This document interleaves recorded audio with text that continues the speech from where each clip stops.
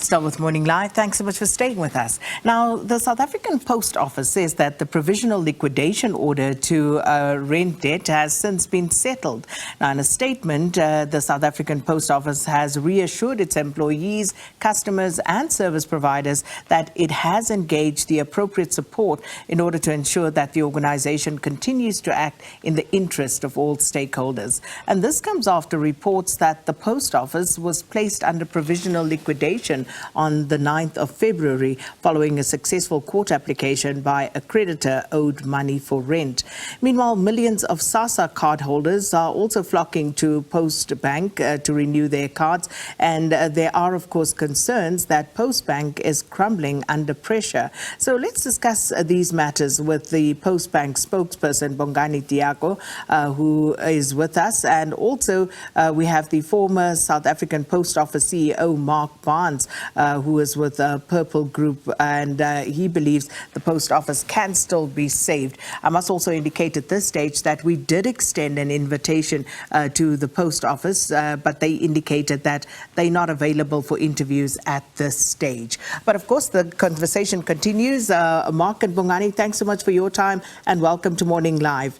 And I'll start with you, Mark. You know, as a former CEO, looking at what's happening at the post office right now, it obviously comes as no surprise because the problems at the post office are well documented. But we're talking about a 2.4 billion rand February bailout from National Treasury, and the post office is still struggling to keep its head above water. So what are your thoughts at this stage, given how things are going? Well, thank you, and thanks for the interest. And nice to see you, Bongani.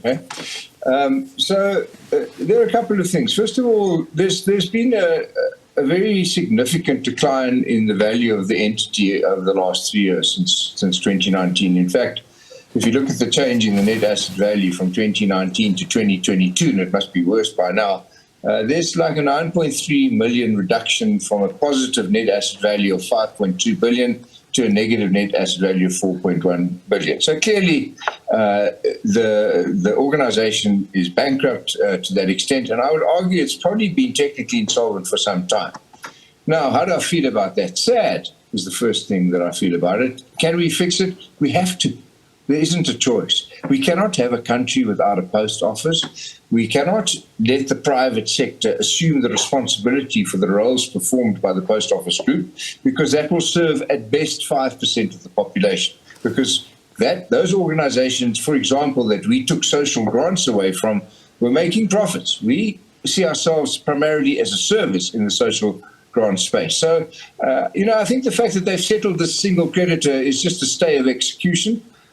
In the sense that, once you're in an insolvency kind of discussion, you can't prejudice other creditors in favor of the next one. And so I'm sure the next application is well on its way to court.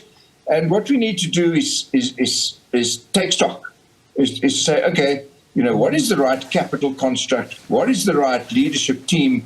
What is the agreed strategy with the shareholder? And then can we get on in a combination of political support and business acumen and marry the commercial and developmental mandates of what is an essential distribution network in South Africa. Last point, the post office should be and can be a place where all South Africans go because they feel looked after, because they trust it, because that's where you'll get a funeral policy that works, that's where you'll get your COVID vaccine, that's where you'll download education or have access to Wi-Fi. We need to service the broad population. There isn't another vehicle to do that. So liquidation of the post office, absolutely not. So just staying with that point, Mark, you were the CEO of the post office, and I remember having many conversations with you during that time where you remained upbeat all the time about turning around the fortunes of the South African Post Office. But of course, it didn't quite happen. So what are the challenges? What are the real obstacles that the post office faces in order to find its way to a turnaround strategy that will be successful? Well, I think you chose your words correctly. Didn't quite make it. But I would say this. It was well on its way to making it. Okay. When I left there were no outstanding treasury guarantees. There were no outstanding obligations to treasury. We weren't looking for money. Okay. I'm sure Bongani will speak with more authority of what's happening inside Postbank, but I've looked at the numbers, okay, and the deterioration has been significant.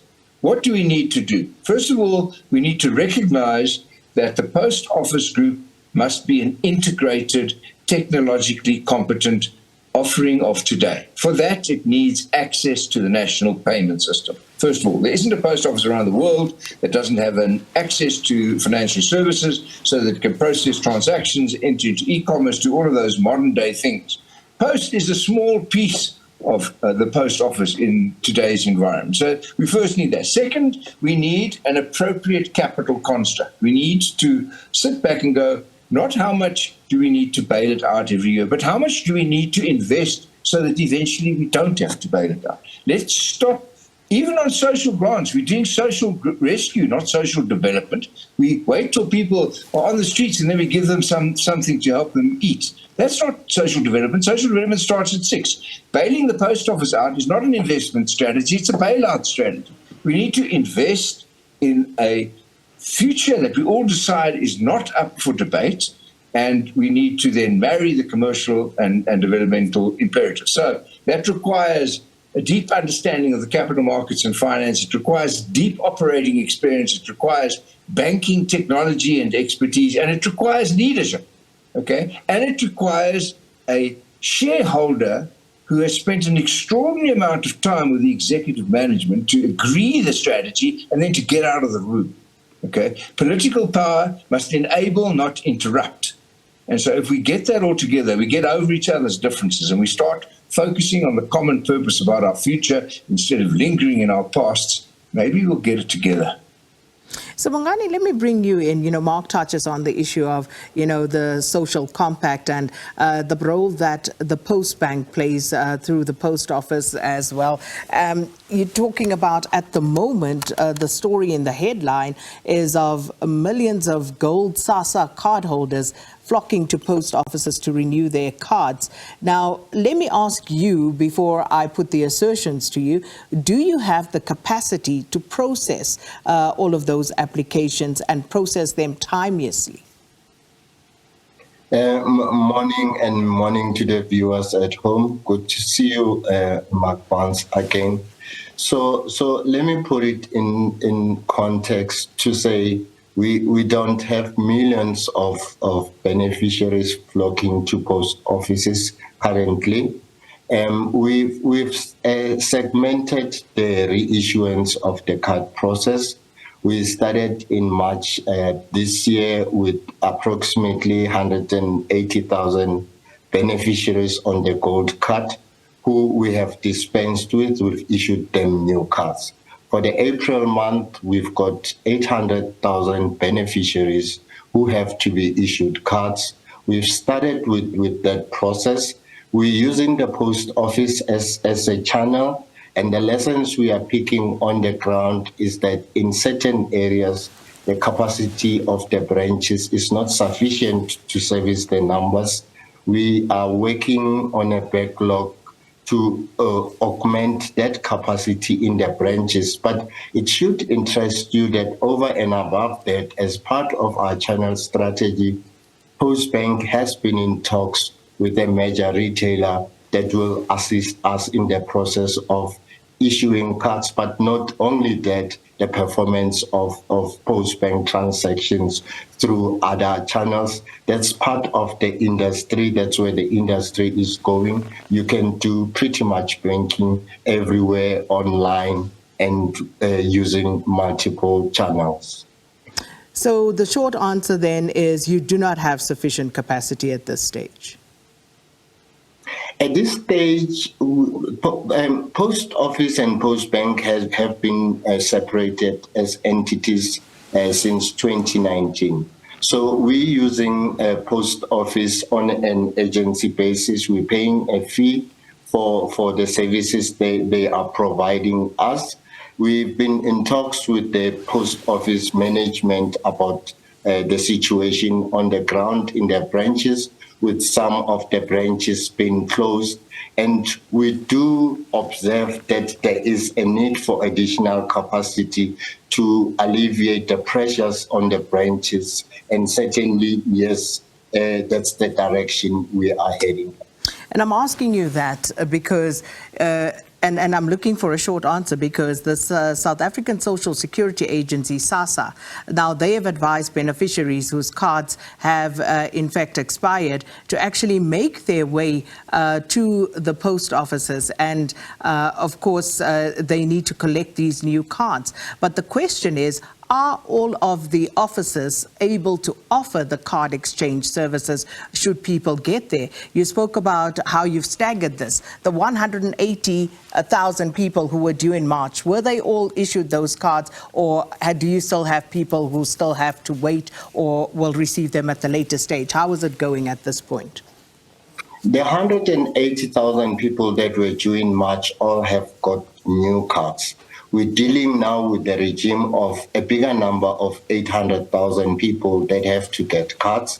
And the learning on the ground is that in certain areas, the post office doesn't have sufficient capacity to carry the numbers that come through, hence our augmentation strategy that we are implementing to divert some of the beneficiaries to certain outlets where they'll be able to access the cards. So certainly, yes, in some areas. Remember, some of the post office branches in areas have been closed where you've had 5 post offices covering a radius of 100 kilometers. Some branches have been closed, and the smaller branches remain open, and they can't necessarily deal with that capacity. And certainly there is a need for additional capacity, yes.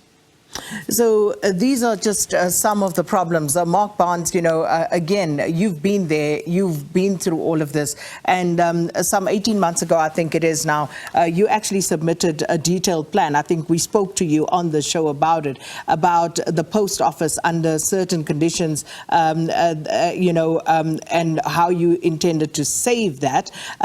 Did you get a response from government with regard to that proposal? And also, just looking at some of the challenges that we are seeing now, how would your plan have taken care of that? Well, thank you. No, I didn't get a response unless they sent it to me in the post. No, I didn't get a response. It was 18 months ago. I got an acknowledgement of receipt.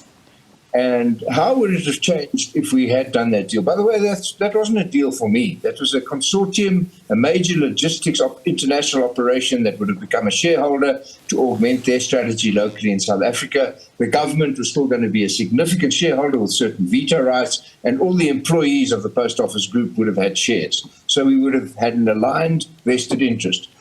We would have bought the company at net asset value, if you understand what that is, which is now negative, so they'd have to pay us to take it, but it was then positive. And that number wouldn't have been determined by us or negotiation. Then Auditor General would say, this is what's there, and we would have paid what's there. We would have agreed what the forecast losses were, we would have taken those off, we would have done a deal. The government would have been able to stand back and not fund this entity anymore. And they would have saved the 2.4 billion that they just put in. Can we still do it now? Yeah, but the numbers are getting tricky. You know, I think that we've got a negative net asset value of about 4.1 billion there a year ago. Add 2 billion of losses, that's now minus 6 billion. Add the medical aid contribution backlog, the pension fund contribution backlog, the taxes, the, start unwinding the deals that have been done on branches that were probably illegal because the company was trading in insolvent circumstances. Start looking at, and Bongani, with respect, I don't know what's happening now. I don't know anything that's not in the public domain. I don't know whether the bank has been funding the post office, none of that, and I don't want to open that can of worms here. But if that's been happened, that has to be unwound because the bank operates under a national treasury guarantee. There are lots of details, but can we create a partnership where government is an enabler, where government, as the roles that I set out earlier, can we attract capital to this irreplaceable footprint in what is a virtuous service to the peoples of South Africa? Absolutely we can. So is that deal, from my perspective, still on the table? It is. And I'll say this much. I think that we can get the people of the post office to gather together. We did Besides all of the numbers, okay, what we achieved when I was there was some common purpose, some changed culture, some respect for one another, some objectives that we were walking towards and achieving.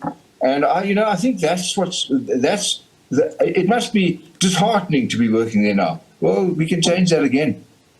So the deal's on the table if you want it, Mr. Government. I'm sure they are listening, so we'll see how this goes. But I doubt. Bongani, just before we close this off, so you said for the month of April, processing about 800,000 or so of those Sassa gold cards.